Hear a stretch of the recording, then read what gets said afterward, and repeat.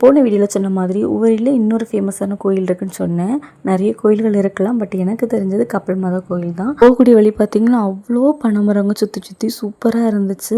அப்புறம் பார்த்திங்கன்னா இந்த கடல் சைடில் வரும்போது பனைமரம், கடல், அந்த மண் எல்லாம் பார்க்கும்போது ஏதோ சினிமாவில் பார்த்த மாதிரி ஒரு ஃபீல் இருந்துச்சு. ஸோ ஒரு வழியாக வந்து கப்பல் மாதா கோயில் ரீச் பண்ணியாச்சு.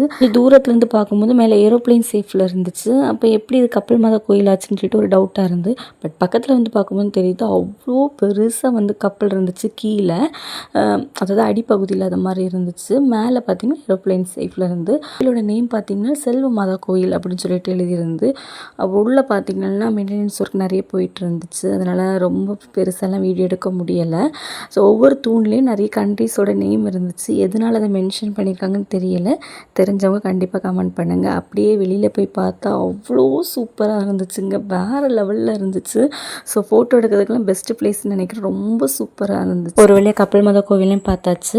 யாருக்கெல்லாம் இந்த கோயில் ரொம்ப பிடிக்கும்னு சொல்லிட்டு கமெண்ட் பண்ணுங்கள். ஸோ நீங்கள் ஊருக்கு வந்து இந்த கோயிலுக்கு விசிட் பண்ணுவீங்களா, இல்லைனா இந்த கோவில் இப்போ தான் உங்களுக்கு புதுசாக தெரியுது அப்படின்னு சொன்னாலும் கமெண்ட் பண்ணுங்கள். தேங்க்யூ ஆல், பாய்.